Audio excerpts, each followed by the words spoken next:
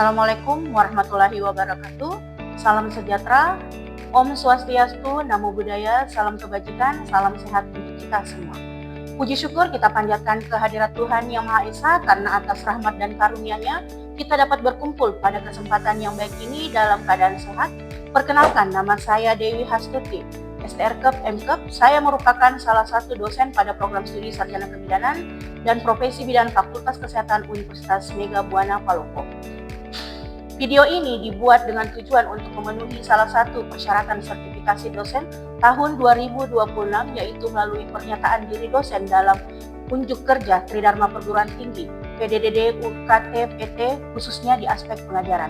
Pada kesempatan ini saya akan memaparkan pelaksanaan tugas dan tanggung jawab akademik yang telah saya laksanakan, meliputi perencanaan, pelaksanaan, evaluasi pembelajaran, serta berbagai upaya peningkatan mutu pendidikan yang berorientasi pada capaian pembelajaran mahasiswa.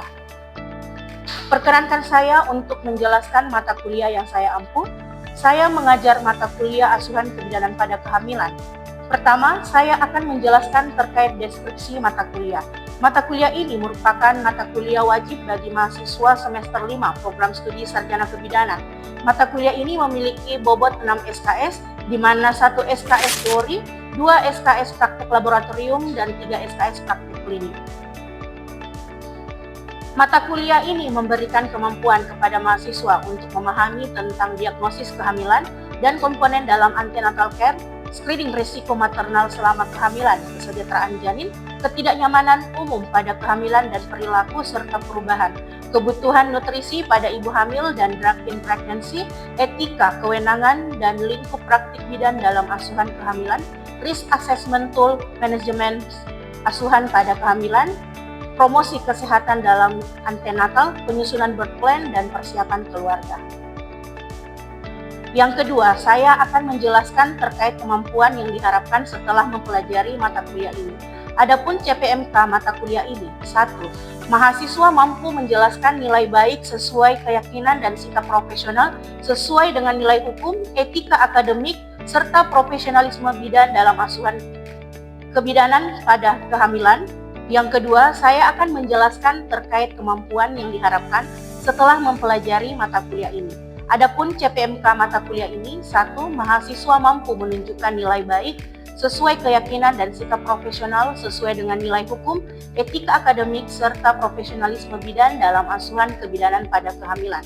2. Mahasiswa mampu menganalisis kasus asuhan kebidanan pada kehamilan berdasarkan teori, bukti ilmiah, dan instrumen berpikir kritis yang tepat. Kemudian yang ketiga, saya akan menyampaikan terkait materi pembelajaran dalam mata kuliah ini. Adapun pokok bahasan pada mata kuliah ini yaitu diagnosis kehamilan, komponen dalam antenatal care, screening risiko maternal selama kehamilan, screening kesejahteraan janin, ketidaknyamanan umum pada kehamilan dan perilaku serta perubahan, kebutuhan nutrisi pada ibu hamil, drug in pregnancy, etika, kewenangan, dan lingkup praktik bidan dalam asuhan kehamilan, risk assessment tools pada ibu hamil, manajemen asuhan pada kehamilan, penyusunan birth plan, persiapan keluarga, dan promosi kesehatan dalam antenatal. Kemudian selanjutnya, sistem pembelajaran atau metode perkuliahan. Pada mata kuliah ini melibatkan berbagai metode dan struktur untuk menyampaikan materi perkuliahan. Umumnya, perkuliahan dilaksanakan secara tatap muka di kelas untuk membangun pengetahuan mahasiswa, praktikum di laboratorium untuk menerapkan konsep teori dan mengasah keterampilan teknis mahasiswa, dan praktek klinik di lapangan untuk membentuk kompetensi profesional mahasiswa melalui pengalaman nyata di lapangan ataupun di fasilitas pelayanan. Metode pembelajaran yang digunakan adalah pembelajaran tatap muka atau luring, yaitu dosen menyampaikan materi di kelas melalui ceramah, tanya jawab, interactive learning, case-based study, dan kegiatan lain yang melibatkan interaksi langsung dengan mahasiswa. Dan metode praktik laboratorium dengan simulasi, demonstrasi, dan role play. Sedangkan metode praktik klinik dengan bedside teaching dan case presentation. Interaksi antara dosen dan mahasiswa yang dilakukan dalam mata kuliah ini berupa pertemuan konsultasi yang terjadwal untuk membahas materi pembelajaran dan menyelesaikan masalah atau mendapat bimbingan akademik, dan mengadakan kelas kecil atau diskusi kelompok yang memungkinkan dosen dan mahasiswa untuk berinteraksi secara lebih intim. Kemudian yang terakhir, terkait sistem penilaian mata kuliah. Evaluasi hasil pembelajaran pada mata kuliah asuhan kebidanan pada kehamilan didapat dari keaktifan 10%, kehadiran 10%, penugasan baik mandiri atau kelompok 10%, praktikum 20%, UTS 20%, dan UAS 30% dengan total bobot hasil pembelajaran sebanyak 100%.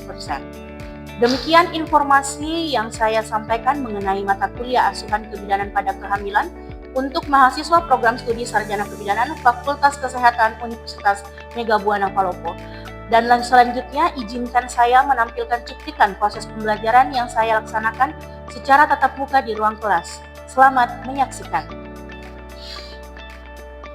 Bismillahirrahmanirrahim. Assalamualaikum warahmatullahi wabarakatuh. Waalaikumsalam warahmatullahi wabarakatuh. Salam sejahtera untuk kita semua. Bagaimana kabarnya hari ini? Baik, Bu. Oke, alhamdulillah ya kalau kita semua dalam kondisi baik. Hari ini merupakan pertemuan kedua kita ya untuk di mata kuliah asuhan kebidanan kehamilan. Nah, sebelum lanjut ke materi, terlebih dahulu kita melakukan absensi. Silahkan ya ambil HP-nya masing-masing, silahkan buka Adlink ya untuk melakukan absensi secara online. Ya, Bu.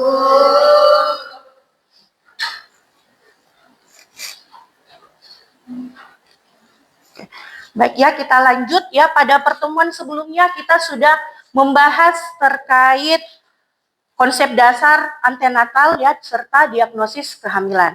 Nah, pada pertemuan kali ini kita akan membahas terkait komponen antenatal care ya. Jadi sebelum kita lanjut ke materi ya, terlebih dahulu saya memberikan pengantar terkait mata kuliah ini. Jadi dari sini kita terkait latar belakang ya.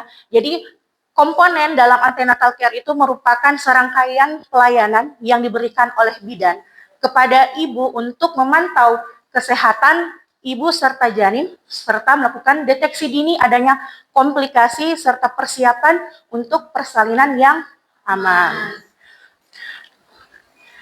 Nah, dalam materi kali ini, ya capaian pembelajaran yang dibebankan kepada mahasiswa yaitu yang pertama adalah mahasiswa mampu menguasai komponen antenatal care. Dan untuk mencapai tujuan pembelajaran ini, materi yang akan kita bahas ya pada pertemuan kali ini yang pertama adalah manajemen dalam kehamilan, kemudian jadwal ANC kunjungan awal serta kunjungan ulang pada trimester 1, 2, dan 3. Nah, manajemen dalam kebidanan ini kita perlu mengetahui apa definisinya. Nah, definisi di sini ada dua ya, berdasarkan buku 50 tahun IBI dan juga berdasarkan Helen Farney. Ya. Yang pertama adalah manajemen kebidanan berdasarkan buku 50 tahun IBI ya di tahun 2007 yang mengatakan bahwa manajemen kebidanan itu merupakan pendekatan yang digunakan oleh bidan dalam menerapkan metode pemecahan masalah secara sistematis melalui dari pengkajian, melakukan analisis data, mendiagnosis kebidanan, kemudian melakukan perencanaan, pelaksanaan, serta melakukan evaluasi. Nah, sedangkan menurut Helen Farney sendiri menyatakan bahwa manajemen kebidanan itu merupakan proses pemecahan masalah yang digunakan sebagai metode untuk mengorganisasikan pikiran serta tindakan berdasarkan teori ilmiah, berdasarkan penemuan-penemuannya atau evidence based practice dalam kebidanan, kemudian keterampilan dalam merangkai atau tahapan yang logis untuk pengambilan suatu keputusan yang berfokus pada klien atau yang biasa kita sebut dengan woman center care. Nah, ada 7 langkah ya dalam manajemen kebidanan ya menurut Helen Farney. Yang pertama adalah mengumpulkan data. Nah, dalam mengumpulkan data ini apa yang kita perlukan? Data apa yang kita perlukan dari klien? Jadi yang dibutuhkan yang pertama adalah data subjektif dan data objektif. Nah, data subjektif dan data objektif itu kita bisa dapatkan dari hasil anamnesa, pemeriksaan fisik dan juga dari pemeriksaan ya lab atau pemeriksaan penunjang. Ya, kemudian interpretasi data. Nah, pada interpretasi data ini kita ya menganalisis data-data yang telah kita kumpulkan di awal, kemudian kita menentukan masalah ya, ataupun diagnosa yang akan kita masalah yang didapatkan oleh klien ya pada saat kita melakukan pemeriksaan. Kemudian kita mengidentifikasi masalah atau masalah potensial ya untuk mengetahui masalah ya yang terjadi sama klien, apakah memerlukan ya langkah-langkah pemecahan masalah agar tidak terjadi masalah yang jauh lebih serius. Kemudian yang keempat adalah mengidentifikasi kebutuhan segera atau kolaborasi.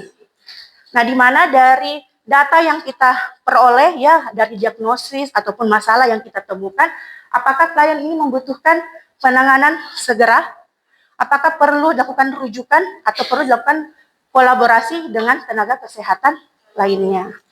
Nah, biasanya ya pada saat kita melakukan asuhan kebidanan menurut langkah Varney, biasanya kita membuat asuhan itu yang jauh lebih singkat, melakukan pendokumentasian berdasarkan SOAP ya, di mana SOAP itu terdiri dari data subjektif, objektif, asesmen, dan planning.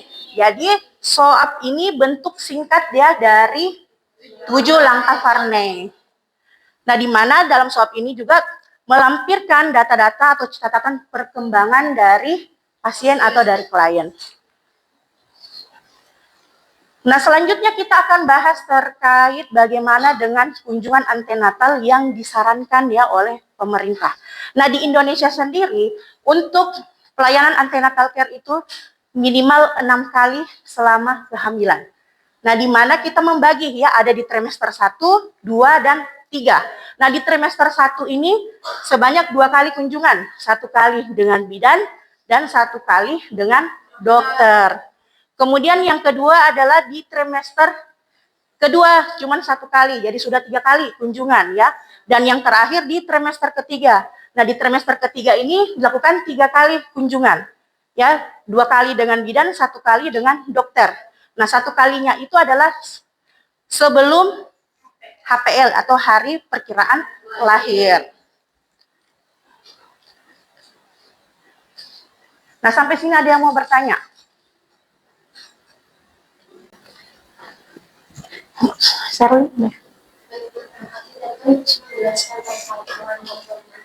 Iya. Jadi pertanyaan saya, bagaimana pemeriksaan antenatal care ini dapat meningkatkan kualitas kesehatan pada ibu hamil? Oke, baik ya. Jadi bagaimana antenatal care ini bisa meningkatkan kualitas kesehatan ibu pada ibu hamil ya. Jadi antenatal care itu merupakan asuhan ya yang kompleks diberikan oleh bidan kepada klien. Nah, untuk supaya agar kualitas kesehatan ibu itu jauh lebih baik, memang dilaksanakan itu melakukan kunjungan ya antenatal ya sesuai dengan anjuran dari pemerintah itu dilakukan 6 kali, minimal 6 kali selama hamil.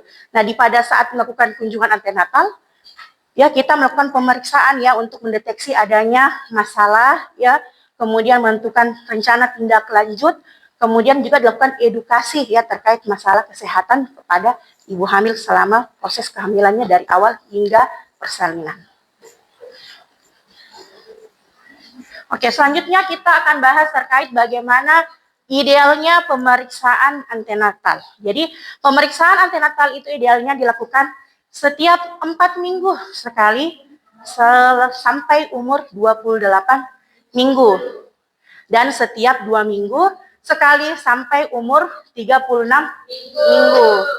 Dan ketika menjelang persalinan dilakukan setiap minggu. Ya, jadi pemeriksaan antenatal walaupun dianjurkan dari pemerintah selama sebanyak 6 kali, ya, tetapi boleh dilakukan lebih dari 6 kali. Yang tidak boleh itu kurang dari 6 kali. Nah, kenapa boleh berlebih? Karena kan kita tidak tahu bagaimana kondisi ibu hamil selama proses kehamilannya. Bisa saja ibu selama proses kehamilannya itu ada merasakan ya masalah, jadi dia akan datang ke bidan ya untuk menanyakan bagaimana kondisinya dan mencari pemecahan masalah terhadap kondisi yang dirasakan.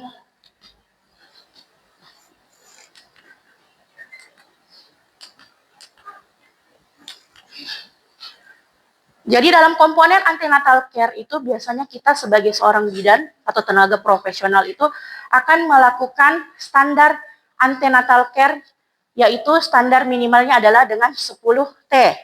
Nah, pertanyaannya di sini, apa saja ini 10 T? Dan yang pertama adalah lakukan timbang berat badan dan ukur.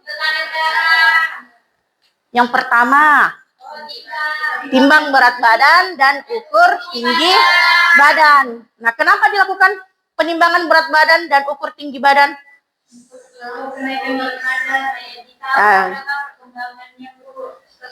Jadi yang pertama adalah lakukan timbang berat badan itu untuk mengetahui bagaimana peningkatan berat badan ibu selama kehamilan.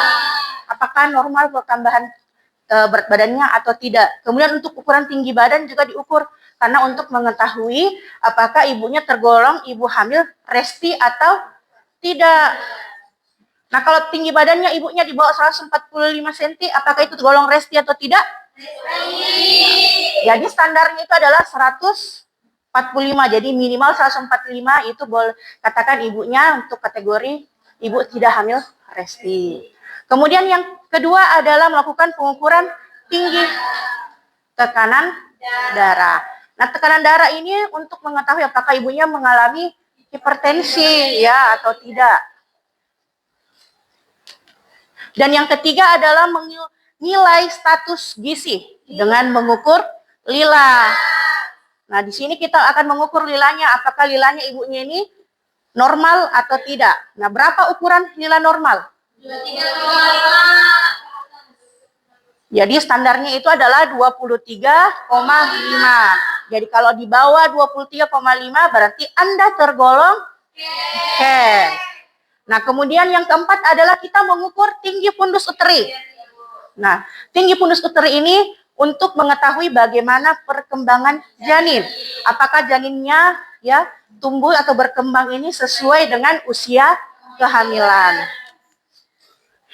Dan yang kelima adalah menentukan presentasi ya atau letak janin, apakah letaknya letak kepala atau letak sungsang atau melintang. Dan kemudian mengukur DJJ-nya.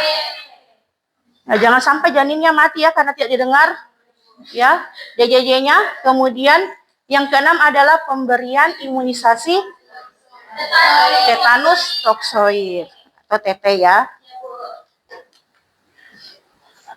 Nah, yang ketujuh adalah pemberian tablet tambah darah. Nah, di mana selama kehamilan itu dianjurkan untuk mengkonsumsi 90 tablet selama kehamilan.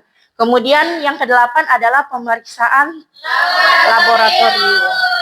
Nah, pemeriksaan laboratorium ini termasuk kadar Hb, ya, kemudian protein urin juga dinilai ya pada saat pemeriksaan antenatal care. Nah, di sini ya kalian bisa lihat ya bahwa dari penelitian ya yang telah dilakukan oleh saya dan rekan dosen yang menyatakan bahwa salah satu suplemen yang memiliki kandungan vitamin yang dapat membantu proses penyerapan yaitu adalah dengan mengkonsumsi multimikronutrien atau MMN. Nah, di mana MMN ini tidak hanya mengandung Fe tetapi juga mengandung 15 jenis vitamin lainnya yang bisa membantu penyerapan zat besi. Nah, kemudian untuk pemeriksaan laboratorium sendiri ini memang terbukti ya untuk bisa mendeteksi apakah ibu mengalami anemia atau tidak. Ya, dengan melakukan pemeriksaan laboratorium secara rutin, itu kita bisa mendeteksi apakah ibu mengalami anemia dalam kehamilannya atau tidak. Nah, yang mana seperti kita ketahui bersama ya bahwa anemia dalam kehamilan itu bisa ya berdampak buruk bagi kesehatan ibu. Apalagi bisa menyebabkan ibu mengalami perdarahan pada saat persalinan. Nah, selanjutnya ya, yang kedua kita akan membahas terkait antenatal care pada saat di kunjungan awal. Nah, di kunjungan awal atau kunjungan pertama kali ya ibu bertemu dengan bidan, di sini kita akan mengumpulkan informasi terkait ibu. Ya, yang dimana informasi ini akan membantu bidan ya dalam membina hubungan saling percaya dengan ibu, melakukan deteksi dini adanya komplikasi dan merencanakan asuhan yang dibutuhkan ibu selama kehamilannya. Nah, di kunjungan awal ini ya, di kunjungan pertama kali, yang dilakukan oleh bidan adalah mengumpulkan biodata. Yang kedua adalah mengumpulkan riwayat kehamilan yang sekarang. Yang ketiga adalah riwayat kebidanan yang lalu untuk ibu-ibu yang sudah pernah melahirkan sebelumnya. Kemudian melakukan riwayat kesehatan termasuk penyakit-penyakit yang diidap oleh ibu ya, baik sekarang ataupun yang terdahulu. Dan kemudian untuk data riwayat sosial ekonominya seperti apa. Kemudian kita menghitung tafsiran persalinannya dan mengukur usia kehamilan. Kemudian melakukan pemeriksaan fisik, kemudian melakukan rencana asuhan untuk pemberian senam hamil bagi ibu, dan kemudian melakukan pemeriksaan laboratorium. Nah, inilah hal-hal yang akan kita lakukan selama kunjungan awal pada kehamilan. Nah, bagaimana dengan di kunjungan ulang? Nah, di kunjungan ulang itu kita akan melakukan pendeteksian ya terkait komplikasi apa yang dihadapi oleh ibu, kemudian melakukan persiapan untuk proses kelahiran dan untuk penanganan kegawat daruratan bila ditemukan pada saat pelayanan.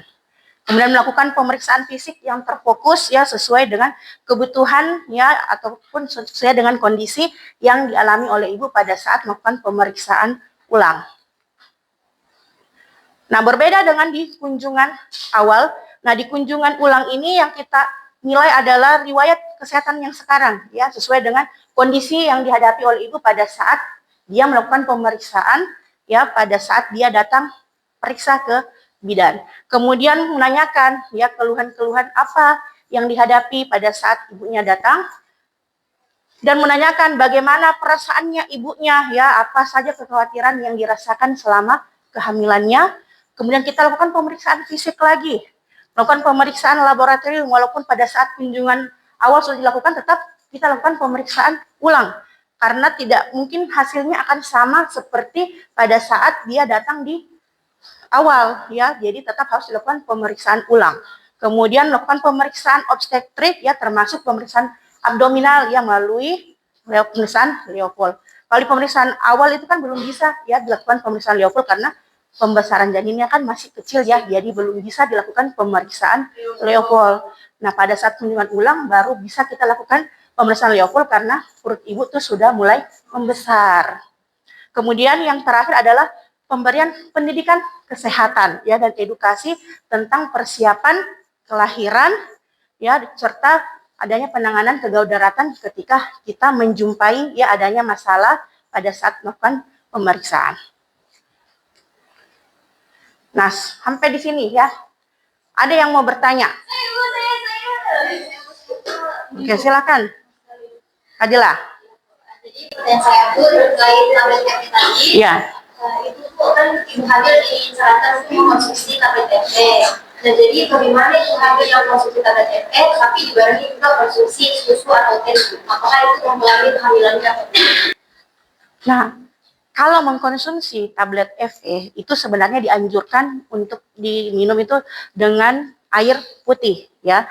Karena kenapa? Ketika kita mengkonsumsi tablet tambah darah ya dengan meminum pakai kopi, teh, susu itu justru akan menghambat proses penyerapan dari zat besi yang terkandung di dalam tablet tambah darah. Jadi tablet tambah darah itu di dalamnya adalah kandungannya ada Fe ya. Nah, di Fe itu ketika kita konsumsi dengan susu, kemudian dengan kopi ataupun dengan teh itu justru proses penyerapannya itu akan terhambat ya karena di dalam kopi, teh dan susu itu ada zat yang menghambat penyerapan zat besi. Nah, yang dianjurkan adalah dengan konsumsi dengan air putih atau bisa dengan minum jus jeruk. Kenapa jangan jus jeruk? Karena jus jeruk itu mengandung vitamin C. Nah, vitamin C itu justru membantu proses penyerapan zat besi. Ada pertanyaannya, boleh tidak Bu kalau misalkan setelah minum tablet tambah darahnya, minum teh, minum kopi, terus minum susu? Boleh. Tapi harus diberi jeda sekitar 1 sampai 2 jam setelah minum baru boleh minum. Tapi pada dasarnya kalau ibu hamil sebaiknya tidak mengkonsumsi minuman yang mengandung kafein. Ya, karena itu juga bisa mengganggu ya, bisa menyebabkan ibunya sering kencing-kencing di malam hari. Ya. Nah, di sini ya, kalau ada pertanyaan silakan bertanya. Artinya materi kita sudah selesai. Nah, kalau sudah selesai, apa yang ditunggu-tunggu? Ya, jangan pulang. Tentunya harus ada tugas. Jadi sebelum tugas, saya harus membacakan kesimpulan dulu ya dari materi kita hari ini. Jadi, kesimpulan ya dari materi kita tentang komponen antenatal care adalah antenatal merupakan pemeriksaan kehamilan yang mengoptimalisasi ya kesehatan mental, fisik ibu hamil sehingga mampu menghadapi persalinan, masa nifas, persiapan laktasi dan kembali sehat ya seperti sesuai dengan kondisi pada saat dia sebelum hamil.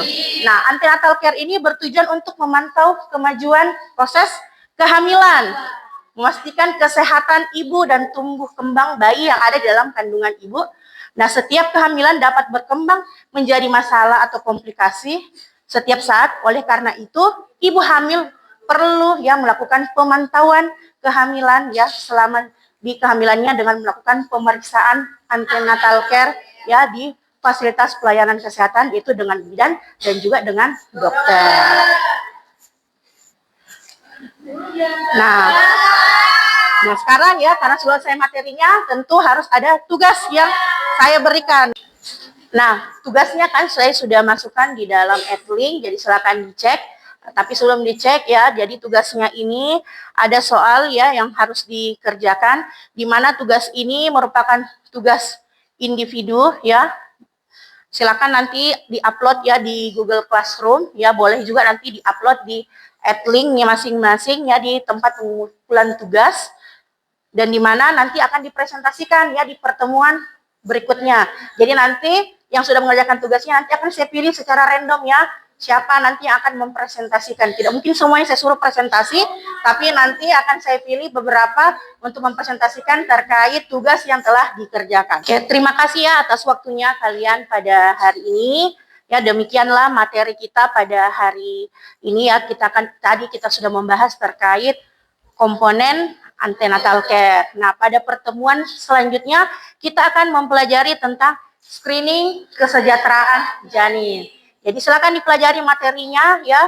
Jadi pada saat kita kuliah nanti di pertemuan berikutnya ya, kalian sudah paham dengan informasi terkait screening kesejahteraan janin. Dan kalaupun ada yang ingin ditanyakan terkait materi hari ini ya, boleh lakukan diskusi ya, boleh dimasukkan di dalam Edlink ya untuk diskusi terkait apa-apa yang perlu ditanyakan seputar materi kita pada hari ini. Terima kasih atas perhatiannya dari adik-adik semua ya pada hari ini. Saya akhiri dengan ucapan wabillahi taufiq wal hidayah. Wassalamualaikum warahmatullahi wabarakatuh dan selamat sore.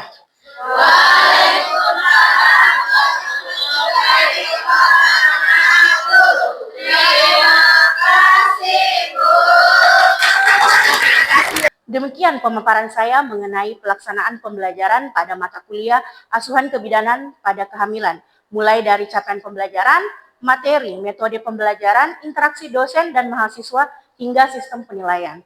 Mulai dari pembelajaran tatap muka, praktikum di laboratorium, dan praktik klinik, saya berupaya mendukung pencapaian kompetensi mahasiswa dalam aspek pengetahuan, keterampilan, sikap profesional sebagai calon bidan. Saya senantiasa melakukan evaluasi dan pengembangan pembelajaran secara berkelanjutan untuk memberikan pengalaman belajar yang bermakna dan meningkatkan kompetensi mahasiswa. Demikian pernyataan diri saya dalam pelaksanaan Tridharma Perguruan Tinggi, khususnya bidang pengajaran sebagai bagian dari pemenuhan persyaratan sertifikasi dosen tahun 2026. Terima kasih atas perhatian dan kesempatan yang diberikan. Wassalamualaikum warahmatullahi wabarakatuh.